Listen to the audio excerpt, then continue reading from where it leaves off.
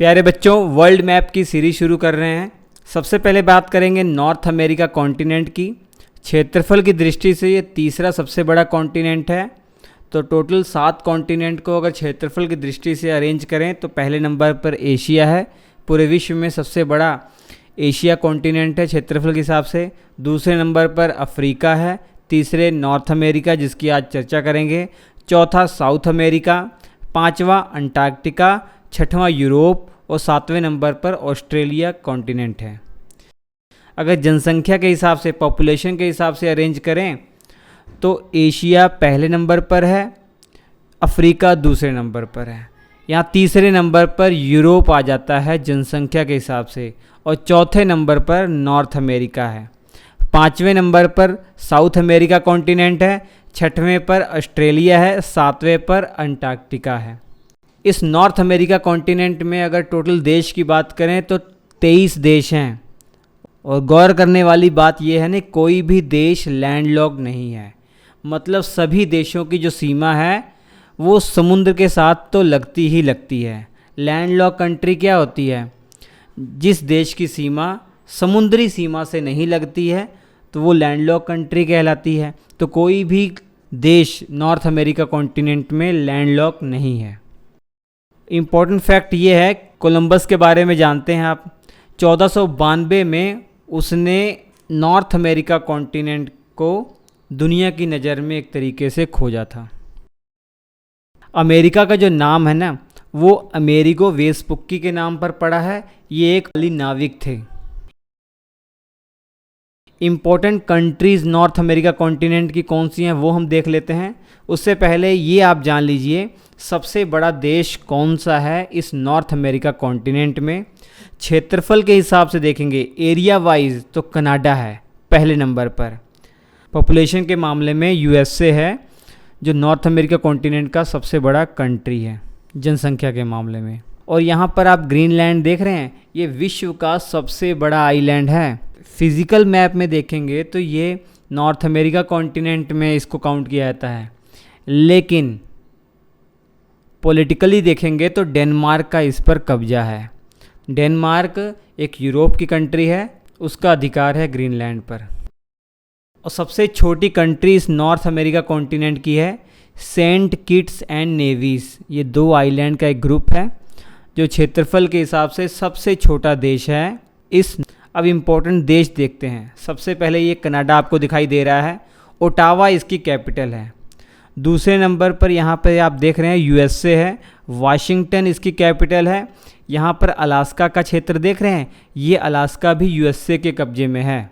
हालांकि 30 मार्च 1867 से पहले ये रूस का हिस्सा हुआ करता था, लेकिन 30 मार्च 1867 में जो संघ सोवियत है उसके दिमाग में क्या आया कि उसने इसको यूएसए को दे दिया। बाद में पछता रहा होगा, क्योंकि बाद में पता लगा इस एरिए में बहुत सारे मिनरल्स, बहुमूल्य मिनरल्स पाए गए हैं। और थोड़ा सा नीचे आएंगे, ये कंट्री आपको दिखाई दे रही है मैक्सिको, इसकी कैपिटल है मैक्सिको सिटी। उसके बाद थोड़ा सा नीचे आएंगे, एक कंट्री है ग्वाटेमाला। ग्वाटेमाला की कैपिटल भी ग्वाटेमाला सिटी है। और बगल में ही बेलीज़ एक देश है, इसकी बेलमोपन कैपिटल है। और यहीं बगल में एल साल्वाडोर एक देश है, इसकी कैपिटल सान साल्वाडोर है। इसी के बगल में होंडुरस एक देश है जिसकी कैपिटल टेगुसिगल्पा है। और बगल में एक देश है निकारागुआ, इसकी कैपिटल है मानागुआ। और इसी के बगल में कोस्टा रिका एक देश है जिसकी कैपिटल सैन जोस है।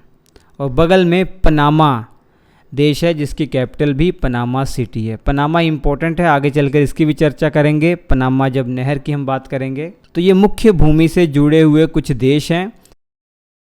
इसके अलावा आइलैंड की बात करते हैं जो नॉर्थ अमेरिका कॉन्टिनेंट का हिस्सा है। कुछ इम्पोर्टेंट आइलैंड जो एग्ज़ाम पॉइंट ऑफ व्यू ज़रूरी हैं। यहाँ पर क्यूबा आपको दिखाई दे रहा होगा, ये कैरिबियन सागर है, इसी में ये पड़ता है क्यूबा। इसकी कैपिटल है हवाना।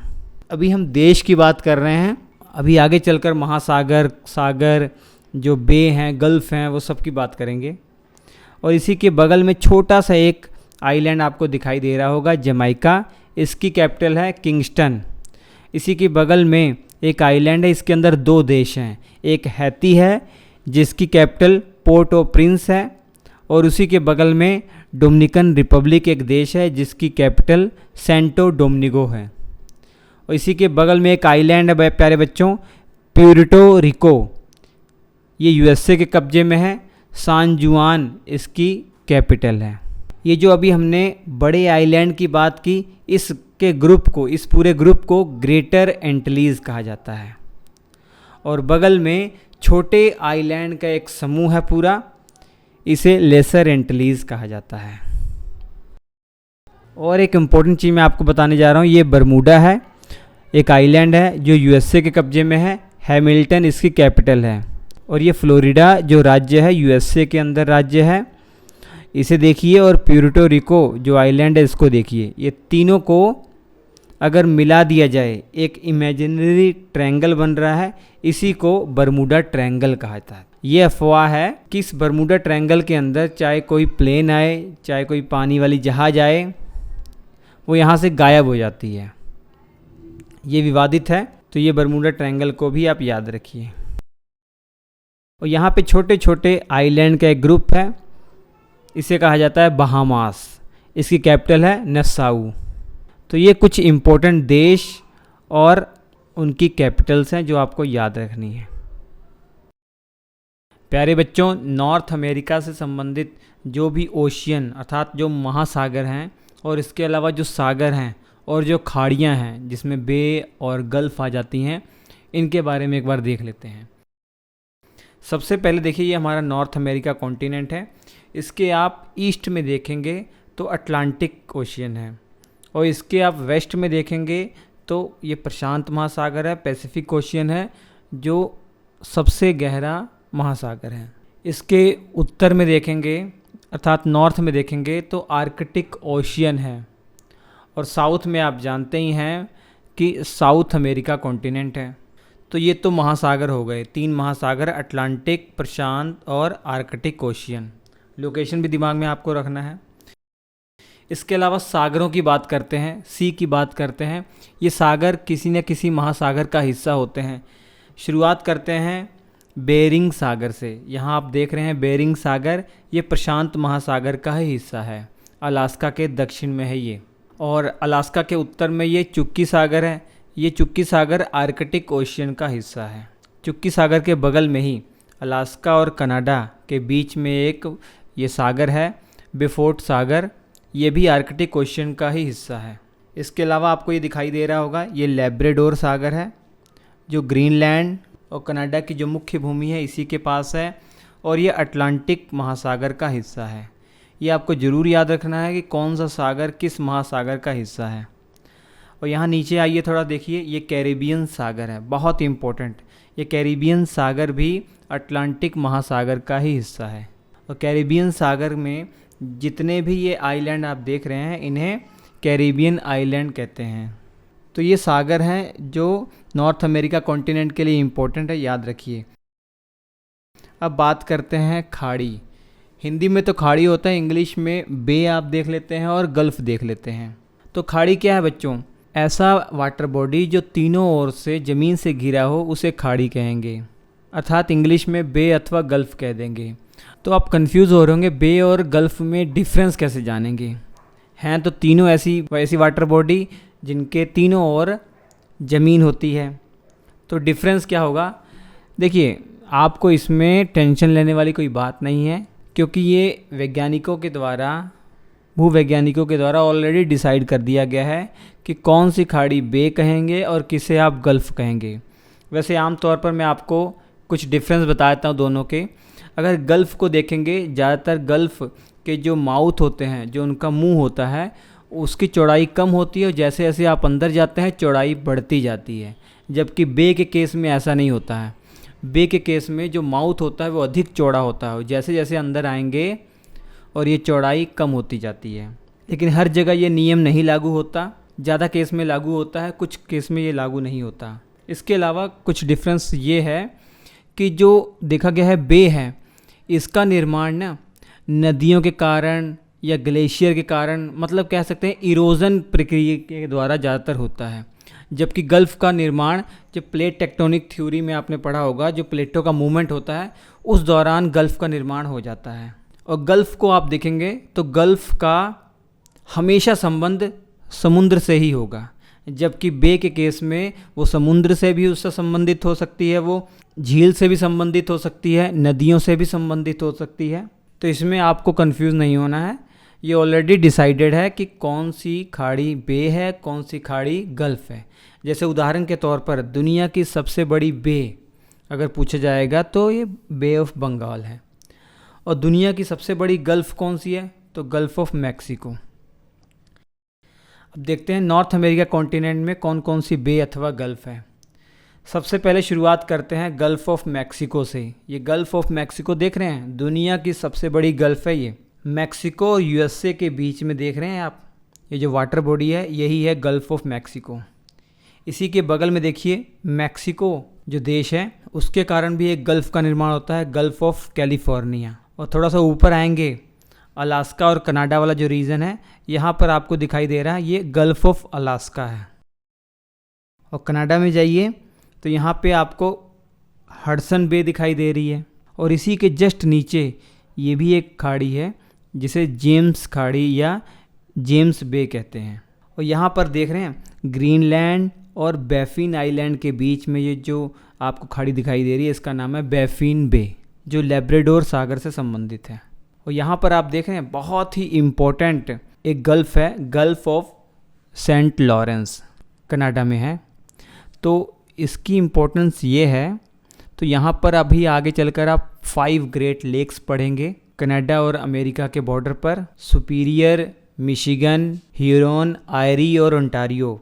इन ग्रेट 5 लेक्स को सेंट लॉरेंस नदी गल्फ़ ऑफ सेंट लॉरेंस से जोड़ती है। तो ये थे महासागर, सागर और इम्पोर्टेंट खाड़ियाँ नॉर्थ अमेरिका से संबंधित। प्यारे बच्चों, नॉर्थ अमेरिका कॉन्टिनेंट के अंदर जितने भी इम्पोर्टेंट जल संधियाँ हैं उन्हें हम देखेंगे। देखिए जल संधियाँ का है या इंग्लिश में इसे स्ट्रेट या चैनल या पैसेज कह दिया जाता है, या हिंदी में जल संधि के अलावा जलडमरू मध्य भी कह दिया जाता है। होता क्या है जल संधि?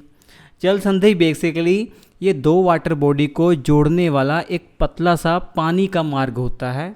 जैसा कि आप देख रहे हैं तस्वीर में, ये 2 वाटर बॉडी है, इसको जोड़ने का काम ये पतली सी जो पानी का मार्ग है ये दोनों को जोड़ रहा है, यही है जल संधि। नाम से पता लग रहा है जल संधि। इसके अलावा ये जल संधि एक और काम करती है, ध्यान से देखिए, ये 2 लैंड को भी तो अलग कर रही है। तो जल संधि का काम क्या है? 2 वाटर बॉडी को जोड़ना और 2 भूमि को अलग करना। तो कितने इम्पोर्टेंट जल संधियाँ हैं इस नॉर्थ अमेरिका कॉन्टिनेंट में वो देख लेते हैं। अभी आप इसे कहेंगे कि इसे जल डमरू मध्य क्यों कहते हैं? देखिए शेप आप देखेंगे एक डमरू की तरह शेप है इसका ना, तो इसलिए इसे जल डमरू मध्य भी कह दिया जाता है। सबसे पहले बात करते हैं नॉर्थ अमेरिका कॉन्टिनेंट में बेरिंग स्ट्रेट की। ये बेरिंग स्ट्रेट ध्यान से देखिए, ये किसको किसको जोड़ रही है? बेरिंग सागर जो बेरिंग सी है और चुक्की सी, इन दोनों को जोड़ने का काम ये कर रही है। और बेरिंग सी आप जानते हैं ये पैसिफिक ओशियन का भाग है और चुक्की सी ये आपका आर्कटिक ओशियन का भाग है। तो हम ऐसे भी तो कह सकते हैं बेरिंग स्ट्रेट का काम पैसिफिक ओशियन को आर्कटिक ओशियन से जोड़ने का है। और ये अलग किसको किसको कर रही है? देख रहे हैं ये इस तरफ अलास्का है जो यूएसए का पार्ट है और इस तरफ रशिया है जो एशिया में पड़ता है। इन दोनों को अलग करने का काम भी ये बेरिंग स्ट्रेट कर रही है। तो हम कह सकते हैं बेरिंग स्ट्रेट एशिया और नॉर्थ अमेरिका कॉन्टिनेंट को अलग कर रही है। तो ये प्रश्न बहुत बार एग्ज़ाम में आया हुआ है। इसके बाद आगे चलते हैं, हम क्लॉकवाइज चल रहे हैं। इसके बाद ये देखिए डेविस स्ट्रेट। ये डेविस स्ट्रेट प्यारे बच्चों दुनिया की सबसे चौड़ी स्ट्रेट है ये। ध्यान से देखेंगे किसको किसको अलग कर रही है ये। इस तरफ ग्रीनलैंड है और इस तरफ कनाडा का एक आइलैंड है बैफिन आइलैंड, इसको अलग कर रही है। और जोड़ किसको रही है? ध्यान दीजिए ऊपर की तरफ बैफिन बे है, बैफिन की खाड़ी, और इस तरफ लेब्राडोर सागर है। इन दोनों को जोड़ने का काम ये डेविस स्ट्रेट कर रही है जो दुनिया की सबसे चौड़ी स्ट्रेट है। और यहाँ थोड़ा सा नीचे आइए, अभी हमने गल्फ ऑफ सेंट लॉरेंस पढ़ा था, तो गल्फ ऑफ सेंट लॉरेंस को लेब्राडोर सागर के साथ जोड़ने का काम बेले आइल स्ट्रेट कर रही है। इसके अलावा किन दो भूमि को अलग कर रही है, तो यहाँ पर एक आइलैंड है, ये कनाडा का ही पार्ट है। इस आइलैंड का नाम है न्यू फाउंडलैंड। न्यू फाउंडलैंड को कनाडा की मुख्य भूमि से अलग करने का काम ये बेली इसले स्ट्रेट करती है। इसके अलावा नीचे आइए कैरिबियन सी में, यहाँ पर बहुत सारी स्ट्रेट है जो आपको याद रखनी है। सबसे पहले तो ये फ्लोरिडा जल संधि देख लीजिए। ये फ्लोरिडा जल संधि का काम, ये जो फ्लोरिडा राज्य देख रहे हैं यूएसए का पार्ट है, और इधर क्यूबा आइलैंड है, इन दोनों को अलग करने का काम ये फ्लोरिडा जल संधि का है। और कौन सी वाटर बॉडी को जोड़ रही है ये, तो गल्फ ऑफ मैक्सिको को अटलांटिक महासागर के साथ जोड़ने का काम फ्लोरिडा जल संधि कर रही है। और थोड़ा नीचे आइए, युकाटन चैनल बहुत ही इंपॉर्टेंट है। ये Yucatan channel gulf of Mexico को कैरिबियन सागर के साथ जोड़ने का काम करता है। और अलग किसको किसको करता है, इस तरफ क्यूबा है और इस तरफ मैक्सिको की जो मुख्य भूमि है, इन दोनों को अलग करने का काम करता है। यहाँ पर दो पैसेज हैं जो आपको याद रखने हैं, दो जल संधियाँ जो याद रखनी है। जो क्यूबा और हैती को अलग करने का काम बीच में कर रही है विंडवार्ड पैसेज है या विंडवार्ड जल संधि है। और जोड़ किसको रही है, कैरिबियन सागर को अटलांटिक महासागर के साथ जोड़ने का काम करती है। इसके अलावा इसके दाएं तरफ आइए तो मोना पैसेज क्या काम कर रही है, ये प्यूर्टो रिको को डोमिनिकन रिपब्लिक को से अलग करने का काम करती है। और वही जोड़ने का काम क्या है, अटलांटिक महासागर को कैरिबियन सागर से जोड़ने का काम करती है। इसके अलावा देखिए एक आर्टिफिशियल आप कह सकते हैं जल संधि है जो बनाई गई है, नहर पनामा नहर, ये भी एक जल संधि का काम कर रही है। पनामा नहर क्या है, ये पनामा नहर पनामा देश में ये जो बनाई गई है यूएसए के द्वारा, ये प्रशांत महासागर को अटलांटिक महासागर से जोड़ने का काम करती है। अगर बड़े बड़े शिप को प्रशांत महासागर से अटलांटिक महासागर आना हो या अटलांटिक महासागर से प्रशांत महासागर आना हो, तो ये एक बहुत शॉर्टेस्ट पाथ है। तो ये पनामा नहर जो जल संधि है, ये भी आप इसी में पढ़ेंगे। इसके अलावा चलिए चलते हैं थोड़ा ऊपर की तरफ, कनाडा की तरफ। ये वैंकूवर आइलैंड है, आप जानते हैं। ये वैंकूवर आइलैंड आप जब नेशनल मूवमेंट पढ़ेंगे उसमें इसका बहुत जिक्र आएगा। तो वैंकूवर आइलैंड के उत्तर में क्वीन चार्लोट जो स्ट्रेट है, ये देख लीजिए, जो वैंकूवर आइलैंड को कनाडा की मुख्य भूमि से अलग करने का काम करता है। और वैंकूवर आइलैंड के दक्षिण में जॉर्जिया स्ट्रेट है जो आप याद रख सकते हैं, इम्पोर्टेंट है।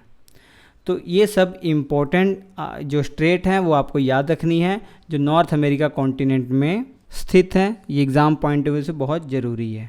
Thank you. प्यारे बच्चों, इंडियन ज्योग्राफी का क्लास 6 से क्लास 12 जो एनसीईआरटी समरी कोर्स है वो श्री अड्डा एप्लीकेशन पर लॉन्च हो चुका है। वीडियो के डिस्क्रिप्शन में श्री अड्डा एप्लीकेशन का लिंक है, एप्लीकेशन को इंस्टॉल कीजिए, इस कोर्स को ज्वाइन कीजिए। बेहतरीन कोर्स है ये, जो आपके सारे बेसिक क्लियर कर देगा। ये सभी क्लासें पूरी एनिमेशन की सहायता से होंगी, तो सब कुछ आप बारीकी से समझ सकते हैं, और वो भी बहुत कम समय में। प्यारे बच्चों, नॉर्थ अमेरिका कॉन्टिनेंट के अंदर जितनी भी इम्पोर्टेंट पर्वत श्रेणी हैं, जितने भी इम्पोर्टेंट माउंटेन रेंज हैं, उन्हें हम देख लेते हैं। सबसे पहले तो ये जान लीजिए कि ज़्यादातर यहाँ पर्वत श्रेणी मोड़दार पर्वत श्रेणी आपको मिलेंगे, अर्थात फोल्डेड माउंटेन मिलेंगे। जैसे हिमालय पर्वत के बारे में पढ़ा था कि हिमालय पर्वत क्या है, एक फोल्डेड माउंटेन पर्वत श्रेणी है, वैसे ही ज़्यादातर पर्वत श्रेणी यहाँ भी फोल्डेड माउंटेन पर्वत श्रेणी है। मात्र एक पर्वत श्रेणी को छोड़कर सेरा नेवादा ये आगे पढ़ेंगे, ये ब्लॉक माउंटेन है, बाकी के सभी फोल्ड माउंटेन के एग्जाम्पल हैं।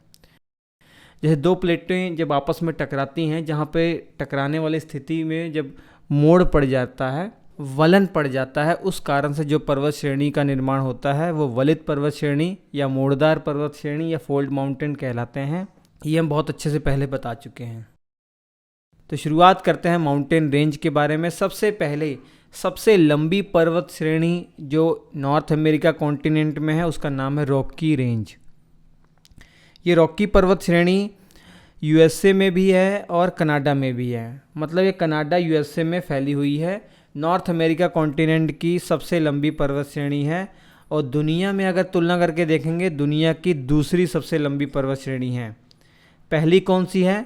तो पहली आप साउथ अमेरिका कॉन्टिनेंट के अंदर पढ़ेंगे जिसका नाम होगा एंडीज। तो रॉकी माउंटेन रेंज जो है इसकी लंबाई की अगर बात करें लगभग 100 किलोमीटर के आसपास इसकी लंबाई है। तो आप अनुमान लगा सकते हैं कितनी लंबी पर्वत श्रेणी होगी। और रॉकी रेंज की जो सबसे ऊंची चोटी है उसका नाम भी आपको याद रखना है कि सबसे ऊंची चोटी का नाम है माउंट एल्बर्ट और ये यूएसए वाले रीजन में पड़ती है। तो माउंट एल्बर्ट रॉकी पर्वत श्रेणी की सबसे ऊंची चोटी है, याद रखिए। और दूसरी पर्वत श्रेणी की बात करते हैं हम अलास्का रेंज। अलास्का रेंज नाम से ही आप याद रख सकते हैं, ये अलास्का वाले रीजन में है जो यूएसए का ही पार्ट है। इस अलास्का वाले रीजन में पर्वत श्रेणी फैली हुई है। इसकी खासियत ये है ना कि इसमें एक चोटी है, इस चोटी का नाम है माउंट मैकिनले या इसे देनाली भी कहा जाता है। इसकी ऊंचाई, इसकी जो हाइट है समुद्र तल से 6194 मीटर है। इसकी खासियत प्यारे बच्चों ये है कि पूरे नॉर्थ अमेरिका कॉन्टिनेंट में सबसे ऊंची चोटी की अगर बात करेंगे तो मैकिनले ही है, माउंट मैकिनले या देनाली जिसे कहा जाता है। हाइट 6194 मीटर है। और इसी के पैरेलल में, इसी के जस्ट उत्तर में आप देखेंगे एक पर्वत श्रेणी है ब्रुक्स रेंज। ये मुख्य तौर पर अलास्का वाले रीजन में ही है लेकिन थोड़ा सा कनाडा में भी ये फैली हुई है। तो ब्रुक्स रेंज के बारे में भी आप याद रखिए। उसके बाद थोड़ा नीचे आइए, ये तट वाला इलाका देख रहे हैं जो कनाडा यूएसए का जो तटीय इलाका है, कोस्टल एरिया है, यहाँ भी एक पर्वत श्रेणी पाई जाती है। इसका नाम भी कोस्ट रेंज है, तो याद करने में आसानी होगी आपको, कोस्ट रेंज। ये और कोस्ट रेंज में एक जो सबसे ऊंची चोटी है कोस्ट रेंज में उसका नाम है माउंट लोगन। माउंट लोगन किस क्षेत्र में पड़ता है, किस राज्य, किस देश में पड़ता है अगर मैं पूछूं तो कनाडा में पड़ता है ये। और माउंट लोगन की बात करें पूरे नॉर्थ अमेरिका कॉन्टिनेंट का दूसरा सबसे ऊंची चोटी है। पहला तो मैंने बता दिया माउंट मैकिनले और दूसरी सबसे ऊंची चोटी है ये माउंट लोगन। और अगर मैं पूछूं कनाडा की सबसे ऊंची चोटी तो कनाडा की सबसे ऊंची चोटी माउंट लोगन ही होगी, क्योंकि माउंट मैकिनले तो अलास्का वाले रीजन में है जो यूएसए का पार्ट है। तो कोस्ट रेंज के बारे में भी यह याद रखिए। कोस्ट रेंज के पूर्व में देखिए एक पर्वत श्रेणी है कैस्केड रेंज, छोटी सी पर्वत श्रेणी है, यूएसए में भी है और कनाडा में भी फैली हुई है। तो ये कैस्केड रेंज के बारे में भी थोड़ा याद रखिए। कैस्केड रेंज में एक जो सबसे ऊंची चोटी कैस्केड रेंज के अंदर है उसका नाम है माउंट रेनियर, यूएसए वाले रीजन में है।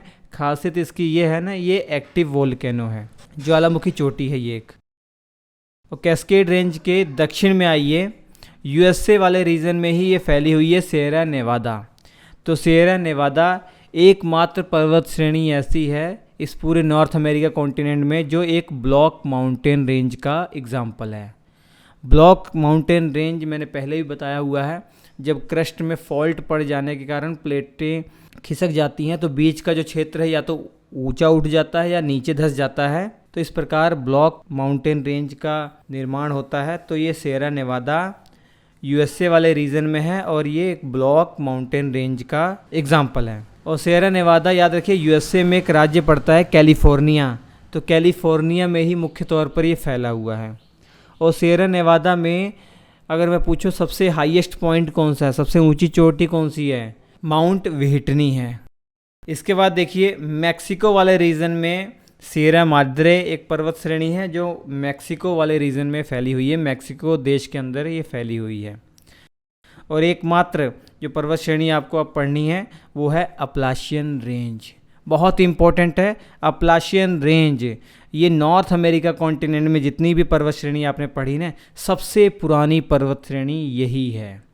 तो ये रेजिडुअल माउंटेन रेंज का एग्जाम्पल है तो फोल्ड माउंटेन, बनावट के आधार पर देखेंगे तो ये फोल्ड माउंटेन ही है, लेकिन समय के आधार पर देखेंगे बहुत पुरानी है। जैसे हमारे यहाँ अरावली पर्वत श्रेणी है ना, वैसे ही अपलाशियन रेंज है, ये भी एक अवशिष्ट पर्वत श्रेणी का एग्जाम्पल है, रेजिडुअल माउंटेन रेंज का एग्जाम्पल है। ये मोड़दार पर्वत ही, फोल्ड माउंटेन ही है।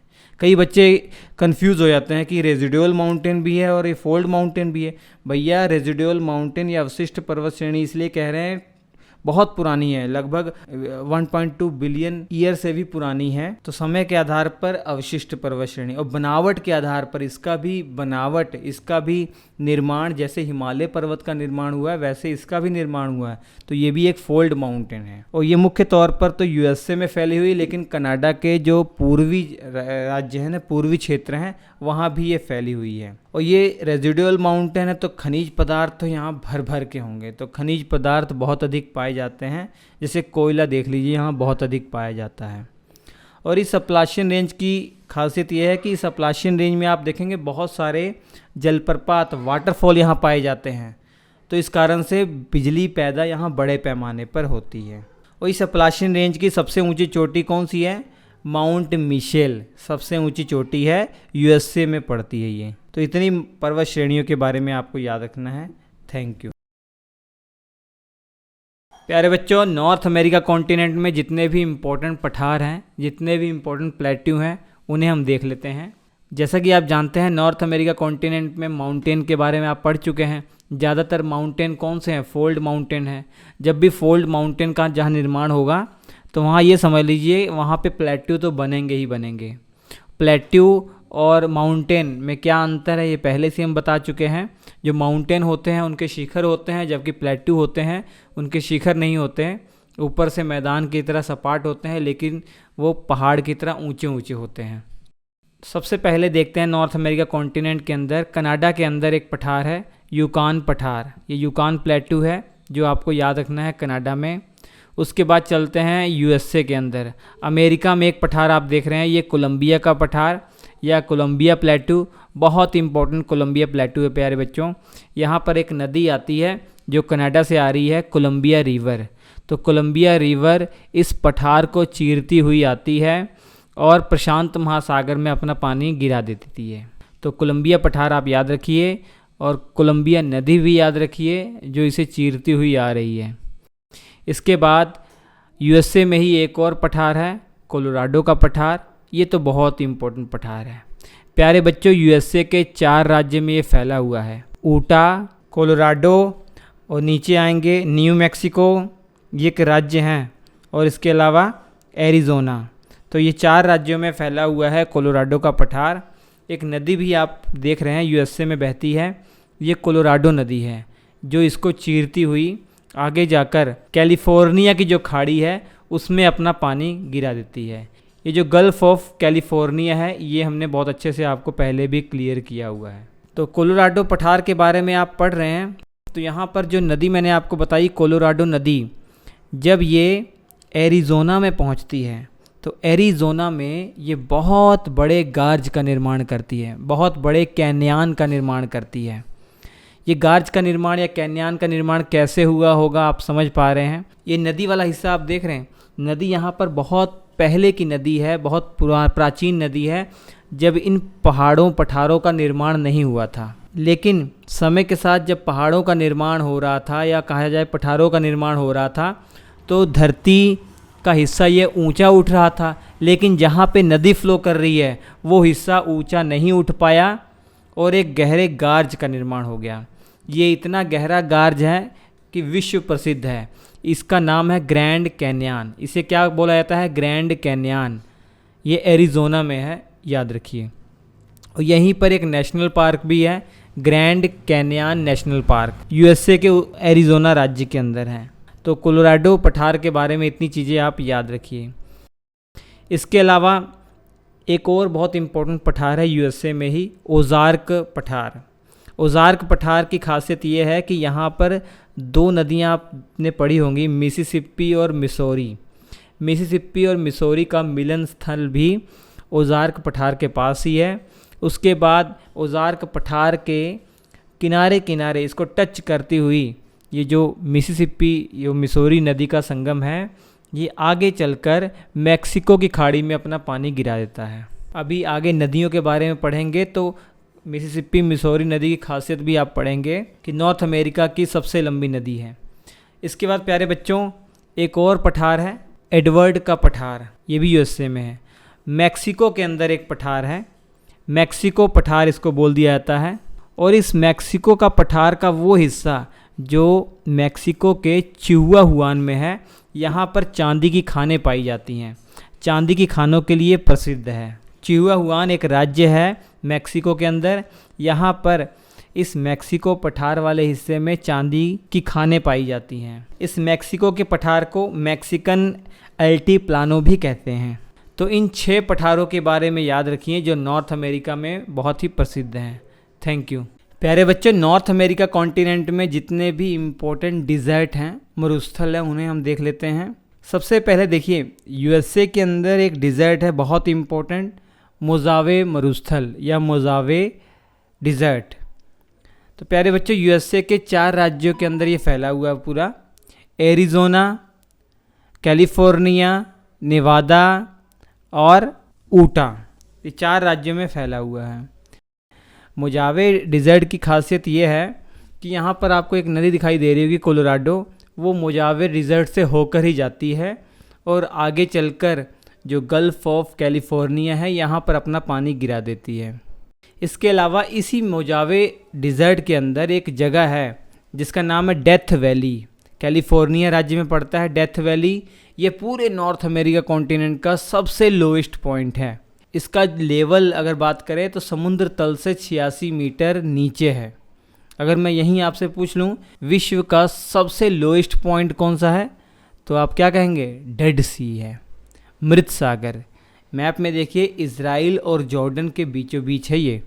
नेक्स्ट जो डिज़र्ट है बच्चों बहुत इंपॉर्टेंट है, सोनोरान डिज़र्ट। ये यूएसए में भी है, मैक्सिको में पूरा फैला हुआ है। देख रहे हैं ये गल्फ़ ऑफ कैलिफोर्निया, कैलिफोर्निया की खाड़ी देख रहे हैं, इसी के इर्द गिर्द पूरा फैला हुआ है ये। तो यूएसए और मैक्सिको में पूरा फैला हुआ है। एक और डिज़र्ट जो आपको याद रखना है वो चिहुआहुआन डिज़र्ट है। ये भी प्यारे बच्चों यूएसए और मैक्सिको में फैला हुआ है। तो ये 3 डिज़र्ट आपको याद रखने हैं, मोजावे डिज़र्ट, सोनोरान डिज़र्ट और चिहुआहुआन डिज़र्ट। Thank you. प्यारे बच्चों, इंडियन ज्योग्राफी का क्लास 6 से क्लास 12 जो एनसीईआरटी समरी कोर्स है वो श्री अड्डा एप्लीकेशन पर लॉन्च हो चुका है। वीडियो के डिस्क्रिप्शन में श्री अड्डा एप्लीकेशन का लिंक है, एप्लीकेशन को इंस्टॉल कीजिए, इस कोर्स को ज्वाइन कीजिए। बेहतरीन कोर्स है ये जो आपके सारे बेसिक क्लियर कर देगा। ये सभी क्लासें पूरी एनिमेशन की सहायता से होंगी, तो सब कुछ आप बारीकी से समझ सकते हैं और वो भी बहुत कम समय में।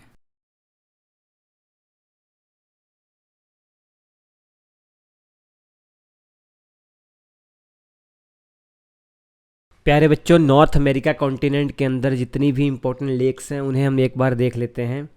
देखिए, नॉर्थ अमेरिका कॉन्टिनेंट के सबसे उत्तर में चलते हैं, नॉर्थ में चलते हैं, तो एक लेक है ग्रेट बियर लेक, कनाडा वाले एरिया में पड़ती है। इसकी खासियत ये है कि यहाँ से एक आर्कटिक सर्कल गुजरता है। आर्कटिक सर्कल क्या है? Arctic circle is nothing but जो 66.5 डिग्री नॉर्थ अक्षांश है, नॉर्थ लैटिट्यूड है, उसी को आर्कटिक सर्कल कहा जा रहा है। और ये नॉर्थ अमेरिका कॉन्टिनेंट के अलास्का से, कनाडा से और ग्रीनलैंड से गुजरता है। तो ग्रेट बियर लेक से भी ये गुजर रहा है। इस झील के दक्षिण में आइए एक इम्पोर्टेंट झील है great slave lake. Great slave lake की ये खासियत है कि एक नदी यहाँ से निकलती है जिसका नाम है मैकेंजी नदी। तो मैकेंजी नदी का उद्गम स्थान ग्रेट स्लेव लेक से ही है और ये नदी आगे चलकर बिफोर्ट सागर में अपना पानी गिरा देती है। इसके और नीचे की तरफ आएंगे तो एक लेक है अथाबास्का लेक जो कनाडा में पड़ती है। यूरेनियम के लिए बहुत ही फेमस है ये लेक। उसके जस्ट नीचे की तरफ आप आएंगे, एक और इम्पोर्टेंट लेक है रेनडियर लेक, और उसके नीचे की तरफ आएंगे कनाडा की सबसे इम्पोर्टेंट लेक आप कह सकते हैं विनिपेग लेक है, कनाडा में पड़ता है। और यहीं पर एक शहर भी है कनाडा का, विनिपेग शहर। विनिपेग शहर को विश्व की गेहूं मंडी कहा जाता है। इतनी लेक आपको कनाडा वाले रीजन में याद रखनी है। इसके बाद चलते हैं हम ग्रेट लेक्स के बारे में पढ़ने। ग्रेट लेक्स ये 5 लेक्स का समूह है, सुपीरियर, मिशिगन, ह्यूरोन, आयरी और ओंटारियो। इसमें से प्यारे बच्चों सुपीरियर, ह्यूरोन, आयरी, ओंटारियो ये एक बॉर्डर का काम करती हैं यूएसए और कनाडा के बीच में, क्योंकि इंटरनेशनल लॉ यही कहता है अगर कोई वाटर बॉडी 2 देशों के बीच में है तो उसका पानी दोनों देश यूज़ करेंगे, अर्थात वो बॉर्डर का काम करेगी। ये पांचों की पांचों लेक्स आपस में जुड़ी हुई हैं। और आखिरी में जो आप सबसे पूर्व में लेक देख रहे हैं ना, ओंटारियो लेक, यहाँ से एक नदी गुजरती है, सेंट लॉरेंस नदी, और वो अपना पानी सेंट लॉरेंस की खाड़ी में गिरा देती है। तो ये पांचों लेक्स समुद्र से जुड़ी हुई हैं। इसी कारण से इस लेक्स के आसपास का जो क्षेत्र है बहुत ही डेवलप है, बहुत ज़्यादा लोग यहाँ रहते हैं, पॉपुलेशन डेंसिटी यहाँ बहुत ज़्यादा है। कोई भी शिप हो, जैसे मान लीजिए सुपीरियर लेक में है, तो वो डायरेक्ट समुद्र तक जा सकती है इन लेक्स के माध्यम से और रिवर के माध्यम से। तो व्यापार यहाँ पर बहुत सुगमता से हो सकता है, इंपोर्ट एक्सपोर्ट बहुत आसानी से हो जाता है, सस्ते में हो जाता है, इसलिए ये इलाका बहुत ही डेवलप है। एक एक करके बात करते हैं सभी लेक्स के बारे में। सबसे पहले सुपीरियर लेक की बात करते हैं। सुपीरियर लेक के बारे में सबसे पहले तो ये याद रखिए, पूरे नॉर्थ अमेरिका कॉन्टिनेंट की सबसे बड़ी झील कौन सी है पूछा जाएगा तो सुपीरियर लेक आप नाम देंगे। और पूरी दुनिया की दूसरी सबसे बड़ी लेक पूछा जाएगा तब भी आप सुपीरियर लेक नाम दे देंगे। लेकिन याद रखिए, अगर ये पूछा जाएगा पूरी दुनिया की सबसे बड़ी मीठे पानी की फ्रेश वाटर लेक कौन है, तो ये सुपीरियर लेक होगी। पूरे विश्व की सबसे बड़ी फ्रेश वाटर लेक है। अगर ऐसा पूछा जाएगा, ना फ्रेश वाटर ना खारा वाटर, ऐसा कुछ नहीं मेंशन किया जाएगा, तो क्षेत्रफल के हिसाब से दुनिया की दूसरी सबसे बड़ी झील है ये। और यहीं पर किनारे एक शहर बसा हुआ है, डुल्लुथ शहर है, यूएसए में पड़ता है। बहुत फेमस शहर है क्योंकि ये पूरी विश्व में ये प्रसिद्ध है अपने लौह इस्पात उद्योग के लिए। एक बंदरगाह है, आप समझ सकते हैं ये। और ये सुपीरियर लेक और ह्यूरोन लेक को आपस में जोड़ने का काम सू कैनाल करती है। और यहीं बीच में साल्ट सेंट मेरी बंदरगाह भी है जो बहुत ही फेमस है। अब बात करते हैं प्यारे बच्चों मिशिगन लेक की। ये मिशिगन लेक पूरी की पूरी यूएसए में पड़ती है। इन पांचों में से एकमात्र लेक ये है जो पूरी की पूरी यूएसए में पड़ती है। यहाँ पर किनारे तीन बहुत इंपॉर्टेंट शहर हैं, मिलवाकी शहर, शिकागो शहर और गैरी शहर। मिलवाकी की बात करें, लौह इस्पात उद्योग और इलेक्ट्रिकल इंडस्ट्री के लिए बहुत फेमस ये मिलवाकी शहर है। दूसरा शिकागो शहर। शिकागो शहर का तो अपने में ही एक महत्व है क्योंकि स्वामी विवेकानंद जी ने हिंदू धर्म पर भाषण यहीं तो दिया था। और मांस के व्यापार के लिए मांस पैक करके यहाँ से पूरे विश्व में एक्सपोर्ट किया जाता है, तो मांस पैकेजिंग व्यापार के लिए भी ये बहुत फेमस है। बात करते हैं ह्यूरोन लेक की। हमने बताया सू कैनाल सुपीरियर लेक और ह्यूरोन को आपस में जोड़ती है। और यहीं पर बगल में ही सडबरी खान है, ग्रेटर सडबरी। ये जो खान है कनाडा में पड़ती है। निकिल, चांदी, प्लेटिनम, कापर, इस सब के लिए बहुत फेमस है ये खान। इसके बाद इसके बगल में जो लेक आप दिखाई दे रही है आपको, ये लेक आयरी है। लेक आयरी का भी अपने आप में बहुत महत्व है। यहीं बगल में एक शहर है डेट्रॉइट, नोट कर लीजिएगा, बहुत ही इंपॉर्टेंट शहर है, यूएसए में पड़ता है। ऑटोमोबाइल इंडस्ट्री के लिए बहुत ही फेमस है। लगभग दुनिया की सभी इम्पोर्टेंट कार कंपनी जो हैं उनके कारखाने यहाँ पर ज़रूर होंगे। आयरी और ओंटारियो के बीच में एक नदी फ्लो करती है, इसका नाम है नियाग्रा नदी। और नियाग्रा नदी के ऊपर एक फॉल बना हुआ है, वाटरफॉल है नियाग्रा फॉल, बहुत ही इम्पोर्टेंट है। इस नियाग्रा फॉल की खासियत ये है कि इसकी जो आकृति है घोड़े के नाल के जैसी इसकी आकृति है। सेम इसी आकृति का हमारे भारत में भी एक वाटरफॉल है, चित्रकूट वाटरफॉल। जब आप गोदावरी नदी के बारे में पढ़ेंगे तो उसकी एक सहायक नदी है इंद्रावती। इस इंद्रावती नदी के ऊपर ही एक वाटरफॉल बना हुआ है, चित्रकूट वाटरफॉल। इसको भारत का नियाग्रा कहा जाता है। क्यों?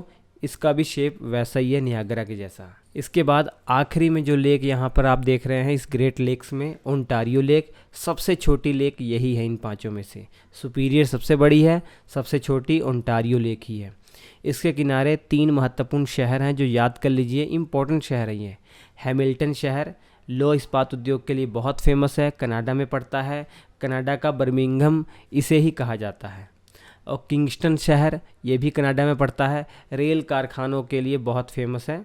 टोरंटो शहर ये भी कनाडा में पड़ता है, इसी झील के किनारे है।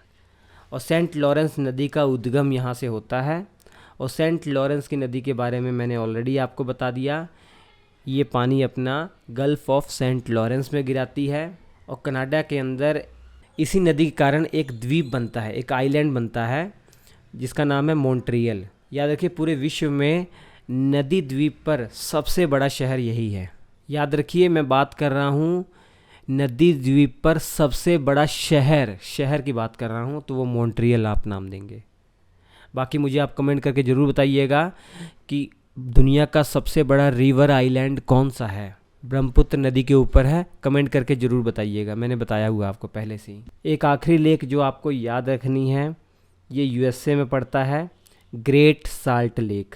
नाम से ही पता लग रहा है बहुत साल्टी इसका वाटर है, और ऊटा में पड़ता है ये, यूएसए के ऊटा में है ये, और ये सूख रही है। Thank you. North America continent में जितनी भी इम्पोर्टेंट रिवर हैं उनको मैप के माध्यम से देखते हैं। सबसे पहले कनाडा में चलते हैं। ये मैकेंजी नदी देख रहे हैं, ये पहले भी आपने पढ़ रखी होगी। इसका जो उद्गम है ग्रेट स्लेव लेक से होता है। ये ग्रेट स्लेव लेक कनाडा में है, वहाँ से ये नदी निकलती है, आगे जाकर बेफोर्ट सागर में अपना पानी गिरा देती है। नॉर्थ की तरफ जाकर बेफोर्ट सागर में अपना पानी गिरा देती है। कनाडा जो देश है, इसकी सबसे बड़ी नदी अगर मैं पूछूंगा ना, तो आप मैकेंजी नदी का ही नाम लेंगे। उसके बाद दूसरी नदी जो आपको याद रखनी है, ये यूकॉन नदी है।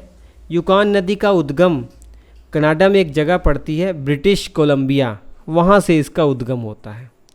और ये नदी कनाडा से आगे जाती है, और जो यूएसए का ही पार्ट है अलास्का, वहाँ पर जाकर अपना पानी बेरिंग सागर में ये गिरा देती है। बेरिंग सागर तो आपने पढ़ रखा होगा कि ये प्रशांत महासागर का ही हिस्सा है, पैसिफिक ओशियन का ही हिस्सा है। इसके बाद जो रिवर हमें याद रखनी है वो कोलंबिया रिवर है। कोलंबिया रिवर का जो उद्गम है कोलंबिया झील से होता है, कोलंबिया लेक से होता है। कनाडा में ये नदी निकलती है, कनाडा से इसका उद्गम होता है, और ये आगे जाकर यूएसए में एंटर करती है। यूएसए में जाने के बाद अपना पानी ये प्रशांत महासागर को देती है, प्रशांत महासागर में ये गिर जाती है। इसके बाद बहुत इम्पोर्टेंट रिवर के बारे में बताने जा रहा हूँ, कोलोराडो रिवर।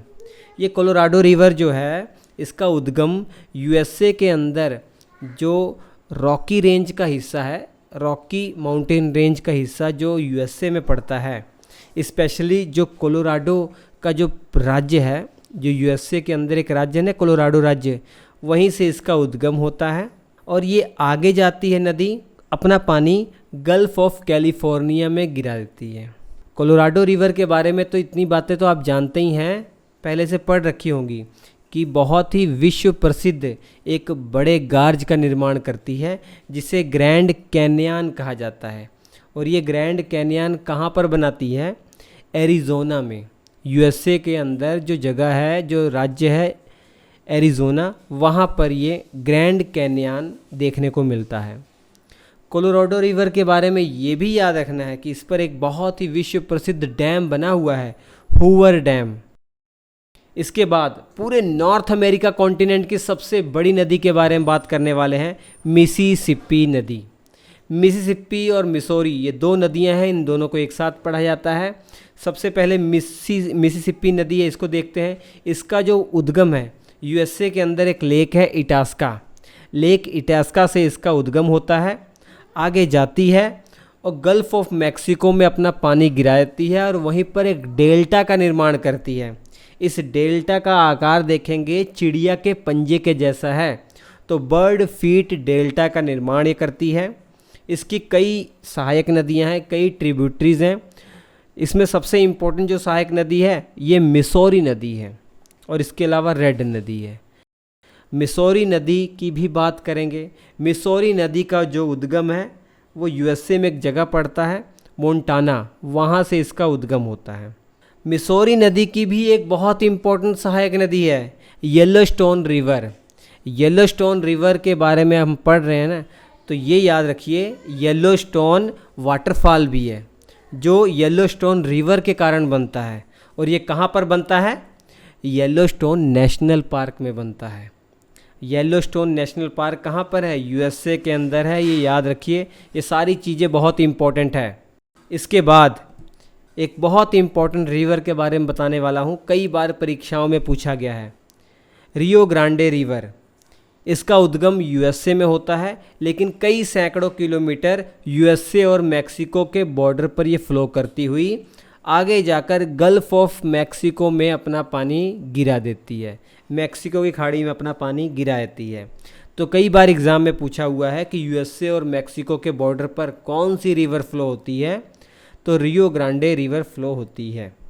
और इसके बाद last but not the least बहुत इंपॉर्टेंट रिवर है सेंट लॉरेंस रिवर। इसकी बात हमने पहले की हुई है। इसका उद्गम ओंटारियो लेक से होता है। ओंटारियो लेक से होते हुए ये अपना पानी आगे जरा जाकर गल्फ ऑफ सेंट लॉरेंस में गिरा देती है। और आपको ये भी मालूम होना चाहिए कि इस नदी के ऊपर एक नदी द्वीप है, मॉन्ट्रियल नदी द्वीप, ये एक शहर है। तो नदी द्वीप पर सबसे बड़ा जो शहर है ये मॉन्ट्रियल ही है। याद रखिए, यहाँ शहर को अंडरलाइन कर लीजिएगा। नदी द्वीप पर सबसे बड़ा शहर मॉन्ट्रियल है। ये मॉन्ट्रियल किस देश में पड़ता है? कनाडा में पड़ता है, ये भी आप याद रखिए। तो ये सभी नदियाँ जो नॉर्थ अमेरिका कॉन्टिनेंट में पड़ती हैं, इन्हें हमें याद रखना है, मैप के माध्यम से दिमाग में फिट कर लेना है। Thank you. प्यारे बच्चों, इंडियन ज्योग्राफी का क्लास 6 से क्लास 12 जो एनसीईआरटी समरी कोर्स है वो श्री अड्डा एप्लीकेशन पर लॉन्च हो चुका है। वीडियो के डिस्क्रिप्शन में श्री अड्डा एप्लीकेशन का लिंक है। एप्लीकेशन को इंस्टॉल कीजिए, इस कोर्स को ज्वाइन कीजिए। बेहतरीन कोर्स है ये, जो आपके सारे बेसिक क्लियर कर देगा। ये सभी क्लासें पूरी एनिमेशन की सहायता से होंगी, तो सब कुछ आप बारीकी से समझ सकते हैं, और वो भी बहुत कम समय में।